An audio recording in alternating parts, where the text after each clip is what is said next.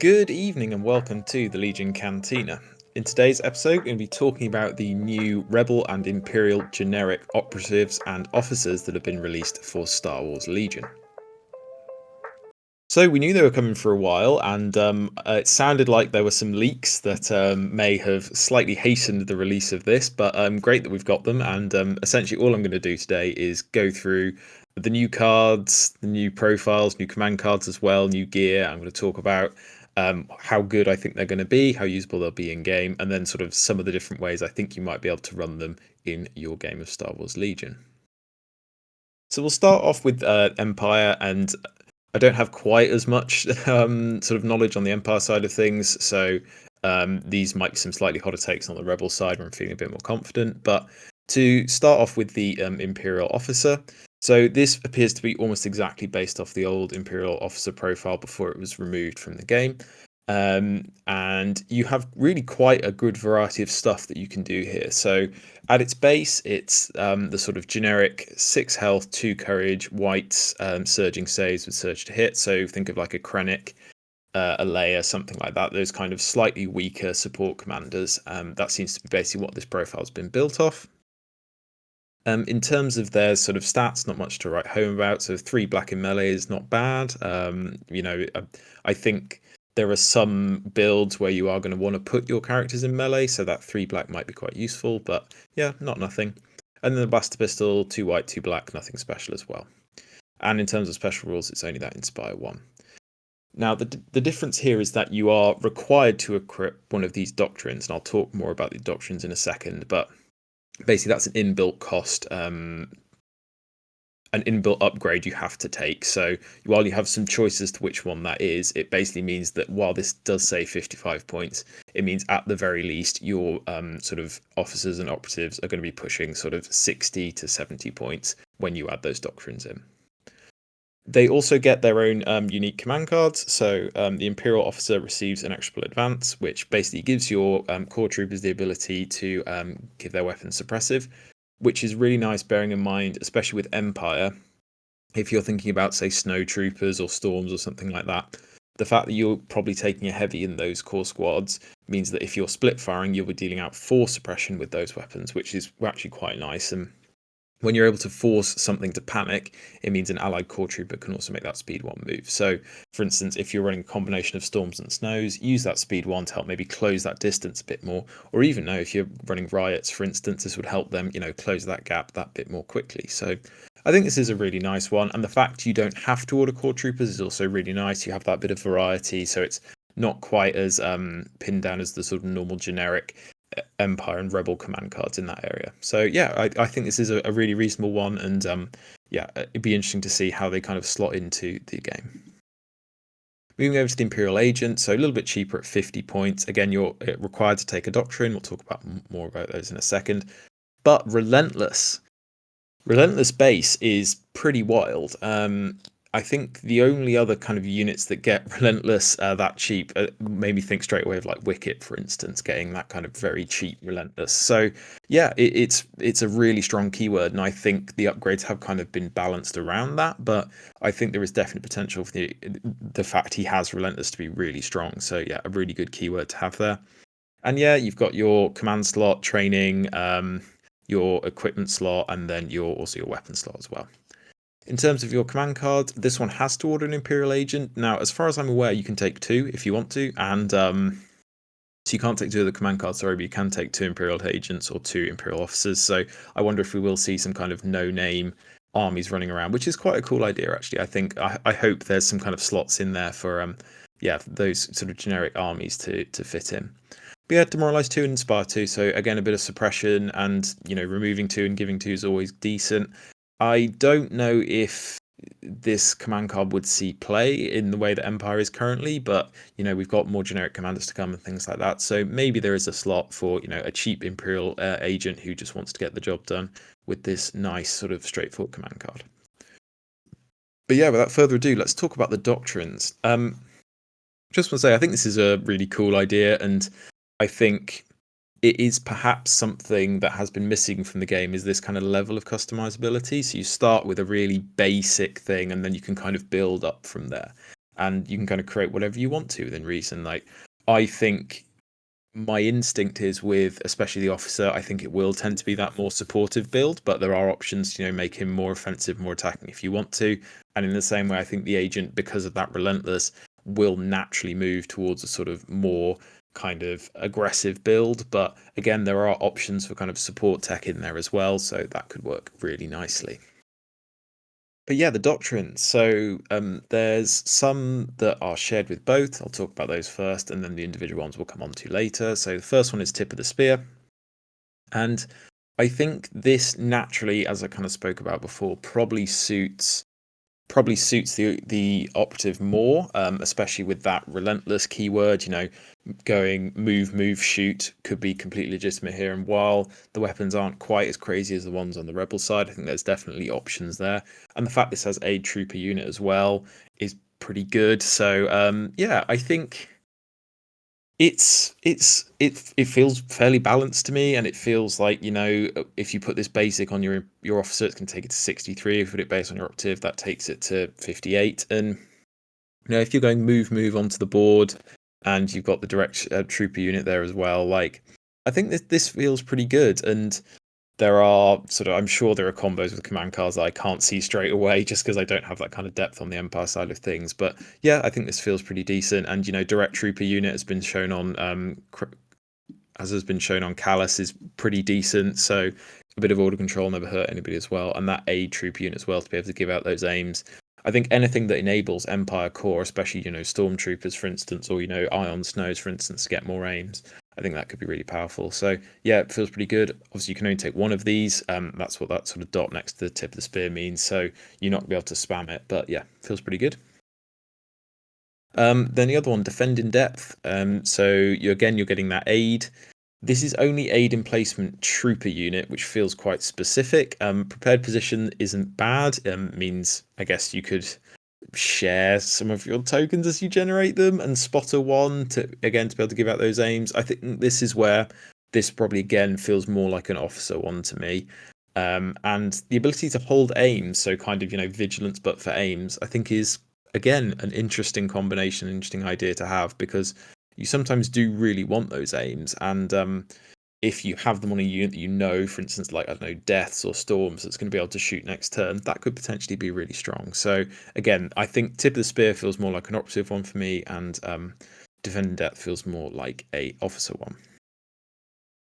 The most straightforward one for me, I think, is Academy Train. So it goes up to Courage 3. Don't underestimate Courage 3. I think more powerful in Rebels than in Empire, but definitely useful.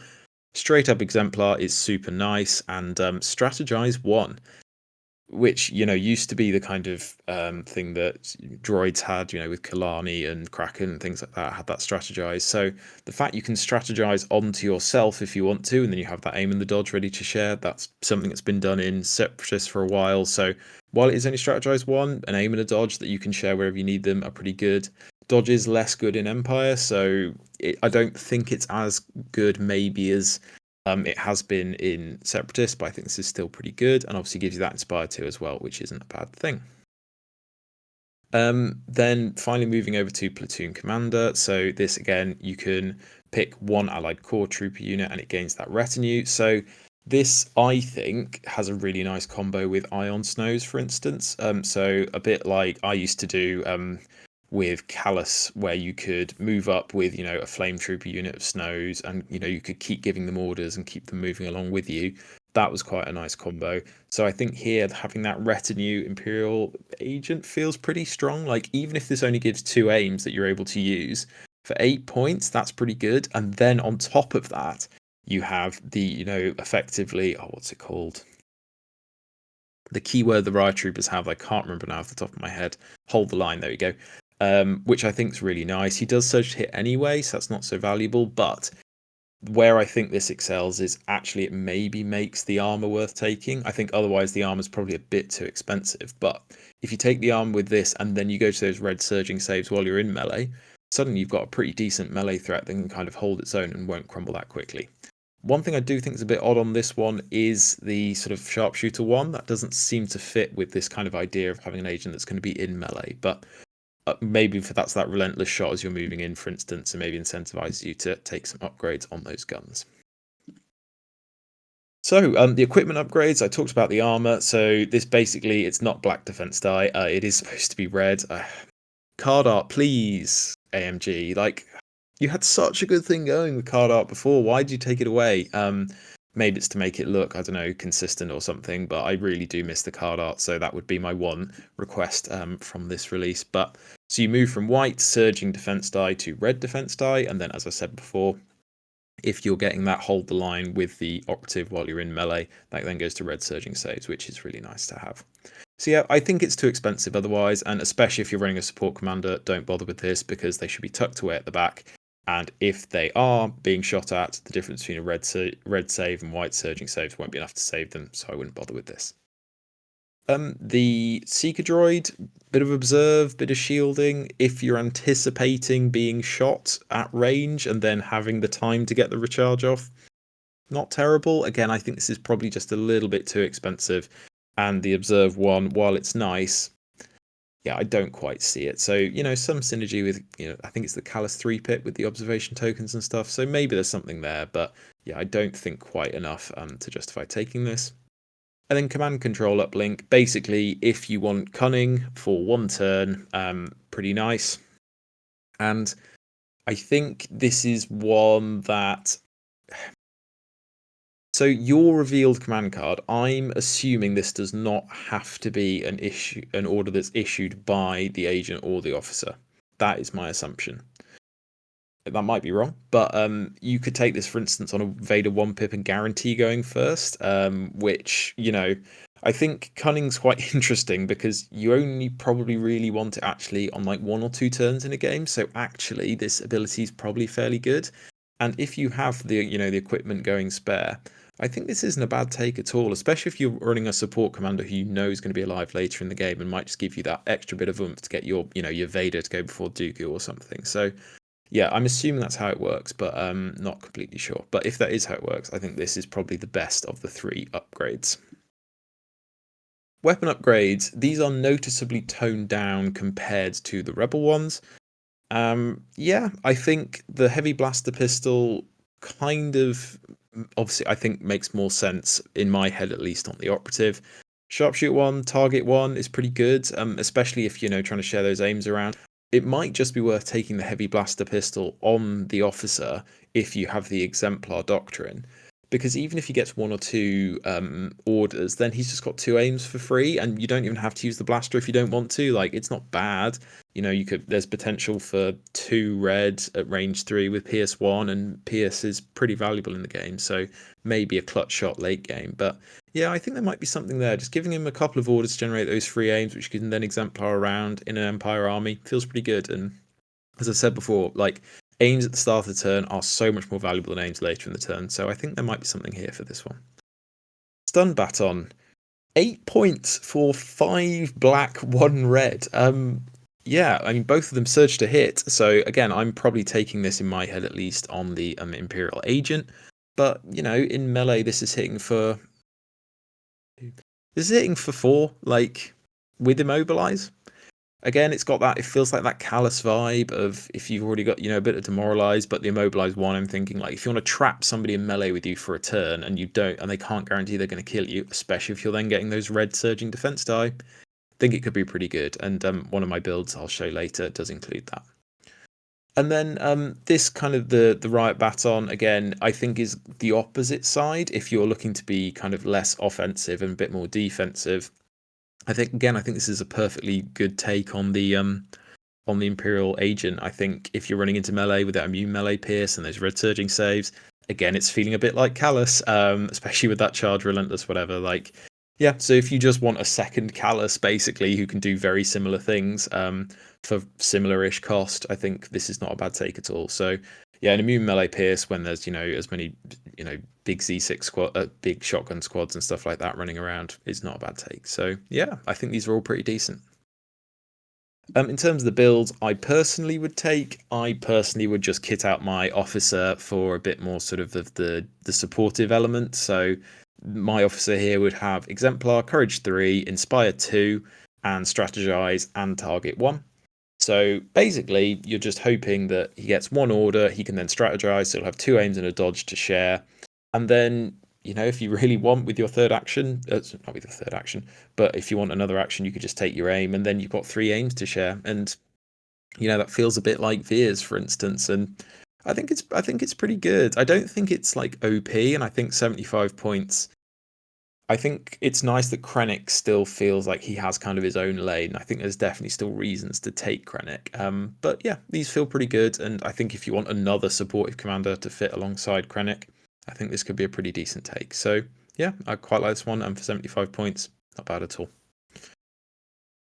The Imperial Agent, again, I've gone for the more aggressive side of things. Given him Trusted Agent, and gone for the combat armor, stun baton, and the platoon commander. So this is basically the sort of pseudo callous one. You could swap out the stun baton for the riot baton if you wanted to, and I think they do exactly the same thing. But as I said, I think find some ion snows or something, just feed them an aim every turn, make that dice pool a bit more consistent, and then as you charge him, maybe get off a relentless shot with your fairly weak pistol, and then you're really focusing on being in melee and whacking stuff. So stun baton, riot baton, I think either one is fine. And yeah, just I think for 86 points, again, I think Callus is better. I think Callus does a better job here, but that retinue is really decent. And yeah, the Trusted Agent's nice as well. So yeah, I quite like this build, and I don't think either of these are going to be like crazy OP.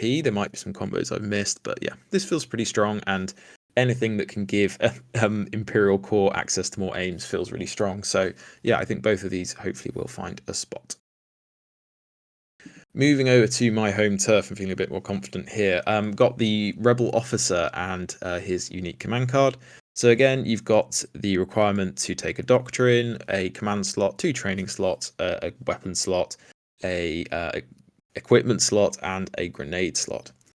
And yeah, I think very similar comments to the previous build. I think again they've very much lifted stuff that's worked before, and I don't think there's anything wrong with that as long as you're going to put your own spin on it, which is exactly what they've done. So got no issues with that here, and exactly the same kind of base comp. This 3-pip is less good. Yeah, I don't think this needs the observation. I think just plain dodges and then maybe something else would have been good. Yeah, I think this 3-pip is too weak for me, and it's definitely less good than the Empire one. Maybe there's stuff you can do with, like, I'm thinking Ahsoka and Leia and stuff, but yeah, not amazing, not terrible, just a fairly generic one, and you'd probably take it over Assault if you had the option. Rebel Agent, again, very similar stuff, all similar builds, same stats. Yep, nothing to complain about here. Independent dodge one's nice. Like, anything in Rebels that gets independent is so strong because your order control is not good, and it means you can give orders to other stuff and just leave them to do their own thing. So again, feels a bit like a discount version of Jin. I much prefer Jin, but 20 points is significant, and while you don't get the disengage and the agile, which is what I really like about Jin, if you want another sort of cheaper operative to again fill that slot alongside Callus, alongside Krennic, I think works really well. Battlefield Recon, super interesting. Tricky to know when this is going to come in. I wonder about turn 2, because I have actually seen more people playing Standing Orders turn 2, and if you play this, you guarantee 2 passes, which isn't bad and means you can delay obviously as long as you want to. You do have to order an operative unit, but you're hoping to order a different operative unit, and I think that works really well. I like this doesn't say Rebel Agent and 1 unit, it says 1 operative unit, and I think that's really nice. I get why this is a 2-pip. Yeah. And also, Rebels don't tend to have the strongest 2-pips in the world, so there might be a world where if you are slotting this Rebel Agent in, then maybe there is a gap for this to slot in. So yeah, again, a nice command card that hopefully finds a niche somewhere in the sort of Rebel arsenal. Moving over to the Rebel Doctrines. These are not as many shared ones here, so there's only one shared one, which is Unseen Saboteur. There is a nice combo, I think, here with Unseen Saboteur. Because it says trooper unit, I think that will include Tawns because they're a creature trooper. So I think that means you can give Tawns prepared position with this, which means if you can find a decent bit of LOS blocking, you can effectively bring your Tawns probably at least speed 2 onto the board, and then they have speed 3, and Relentless. How competitive that will be, I do not know, but I don't know if these can be taken in the Hoth Battle Force because there was that change a while ago. Looking this up live, you can tell how authentic this is. Where they changed some of the wording around the Echo Base Defenders Battle Force, and I just wonder if you will be allowed to take them. They are included. So if you're running Tawns anyway, and you want to give one just that extra little bit of spice, I wonder about chucking this nice and far forward and wreaking some havoc turn 1. So that could be quite fun. Yeah, low profile, solid. Ask anyone who plays Bright Tree, it's pretty good. And yeah, prepared position for that extra dodge. Nothing wrong with that. Yeah. We'll talk about the officer ones first. So Dauntless, really nice, solves some courage issues for rebels. Aid Trooper unit is less good. I think obviously normal exemplar is your ideal because this forces you to choose where the tokens go. It doesn't mean that you can, so having played a bit of Lair and Wicket recently, having that exemplar means that effectively everything in that dish, that ring has the dodge. This means you have to pick where the aim or the dodge is going. So it's still strong, but it's not quite as strong as if this said exemplar, and I kind of get why that is. But yeah, Indomitable, Spur, there's all really good stuff for action economy, and especially if you're pushing with that tactical one, I think there may be some combos with the repeating blaster, which we'll talk about in a second on the Rebel Officer, where maybe there could be a damage version of the officer that isn't bad. So yeah, we'll talk about that in a second. But yeah, the basic one, which is again probably how I'm going to be running my Rebel Officer if I was to take one, getting that courage up by 1, higher than Leia. It's time for Leia to be Courage 3. I don't mind if something else goes up to Courage 3, but it's time for Leia to be Courage 3, please. One allied trooper gets reinforcements. It's not bad. You know, if you've put them in a dodgy prepared position, you need to get them back behind LOS blocking or something. You know, got a heavy blaster or some vets or something. Absolutely fine. Go for it. Quick thinking and exemplar. It's great. Like effectively the same as, broadly speaking, the same as strategize. Slightly less variety, but most of the time you would strategize onto a unit with exemplar. So if you just quick thinking yourself, I think that's great.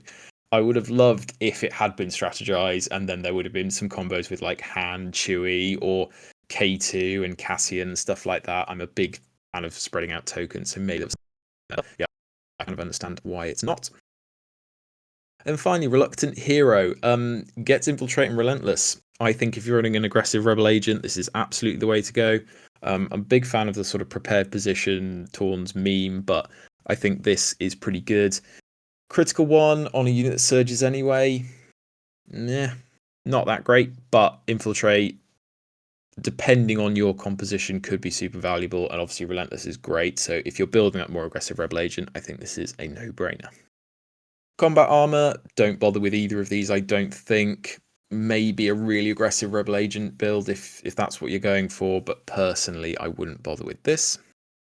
And moving over to the weapon compositions, so you can take the repeating blaster, which I think is interesting on arguably both of them. This gun really needs aims. The precise 2, the long shot, both super valuable if you can get aims on them. And for that reason, I do wonder if this maybe sees more success on the Rebel Officer, just because he has that ability to get to that tactical. This gun without aims isn't much to write home about. It probably hits for like 3, crit 1, impact 1. Like maybe if you're shooting at armor, it's not terrible, but then you're paying 25 points on quite a flimsy unit. Like, and the reduced speed to 1 is a bit rough. So I think, sadly, this is probably just a bit too expensive and a bit too niche, but I think it's not a million miles away. So maybe if it came down a little bit more, it'd be a bit more competitive. But yeah, I just don't think quite what I'd be using for either my officer or my agent. The Arsenal 2 Heavy Blaster Pistol is again not bad, and I think again probably more applicable on if you've got a Rebel Agent with Relentless. Maybe this gets a bit more value in that lethal one. If you can get hold of those aims, super valuable. Then the Vibro Axe, again, if you're building that more aggressive Rebel Officer, Rebel Agent, I think, again, this makes quite a lot of sense. And Impact Lethal 1, it's not bad at all. You know, you might be good for 2 through armor if you got that natural crit and stuff like that. So, yeah, I think all three of these, not terrible value, but maybe not a sort of like jumping off the page as like incredible upgrades that you have to take. So how would I build mine? The first one is just going to be the generic Rebel Officer in the support slot. So this is 70 points, Proven Tactician, and Improvised Orders. I think this combo would just work really well. You know, that Courage 3 Bubbling Rebels is so useful. It feels really good. Means maybe you don't have to take the, you know, the Courage Bubble on Jin. You can free that up for a Trusted Agent or an Improv or something like that. And then you can just quick thinking on yourself with that exemplar, and yeah, feels really good. Just a nice utility to have at the back, and then improv also really decent as well. So if you want that other support commander to go alongside a layer, I think this works really well. If you want to build the more aggressive version, this does get to 100 points, which is expensive, but it does offer a kind of a bit more. So if you're going for that frontline commander, and I put offensive push just because you really want aims on this gun, it's not terrible. You know, you can do some spur shenanigans, which can help you overcome that kind of reduced speed to get up to that speed 3, and especially if you are, you know, getting those aims from tactical, for instance, not bad. Even a world where maybe put recon intel on this to get that extra jump up the board. So yeah, it's too expensive, and I don't think it quite works, but if you want to get value from that blaster, I think this is probably the best way to go. If you want some discount hand shenanigans for a few points less and with a bit further range, you can go for this. So this is the Rebel Agent with Infiltrate and Relentless, and I put Improv on just because I put Improv on everything. But yeah, you've got that repeating blaster. Weakness of this, no access to aims innately, so you are relying on Exemplar or, you know, Unorthodox Tactician or something to grab those aims. But if you can't even get one aim on this, you know, you jump out from behind cover, take your shot, jump back in, it's not the worst. And it might be, you know, quite annoying for armor to deal with, you know, with your crit 1, your impact 1, and maybe get a natural crit anyway. You might be good for 3 through armor. So again, I don't think this is like a reliable way to build it, but I don't think it's bad. But yeah, probably not, especially in the Rebel Operative slot, one that's going to make much progress. Okay. Then this is the kind of the meme build I talked about, which is where you are going to give prepared positions to a Tauntaun unit. And then you just kind of run around the board, you try to be annoying, you maybe charge into something, clog them up, and yeah, that's what you're aiming to do. And I don't think this is a terrible build. For just 70 points, this is very similar to Wicket, but with that bit more utility, with those taunts jumping that bit further up the board. So yeah, I think quite interesting. And I am trying to think if there's, you know, other exploits, like, you know, you could put this on fleets, for instance, if you wanted fleets with prepared positions, or sleeper cell if you want to live that dream. Like there are some options. So yeah, I think this is maybe not super competitive necessarily, but I could see if you wanted, you know, something to go in Echo Base, maybe this could work. Yeah, those are my thoughts on the new generic operatives and officers for the Empire and for Rebels. I think it's really cool these exist, and I don't pretend to have the level of expertise to say whether these are going to be super competitive or not. I think all of them can have a niche in a variety of lists, and I don't think any of them are better necessarily or will completely replace the named characters. I think your Calluses, your Krennics, your Veerses, your Leias, whatever, still have kind of a utility spot in those armies. But if you want something else to add on top of that, I think it's pretty good. And especially, I think that Rebel Optive combo with the Tauns in Echo Base, it could be a goer. It could be interesting to see how that plays out. So yeah, let me know what you think about these ones in the comments below, and if there's any like glaringly obvious combos I've missed. But thank you so much for watching. Like, subscribe, etc. And I will see you for the next one.